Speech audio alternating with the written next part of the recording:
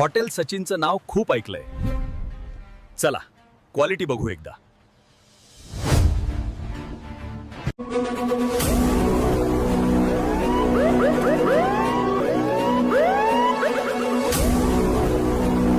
आता फक्त वेटिंग आहे यांच्या स्पेशल मटन थाळीची. बघूया क्वालिटी आणि क्वांटिटी कशी येते. आली रे आली. ही बघा हॉटेल सचिनची स्पेशल मटन थाळी सोबत.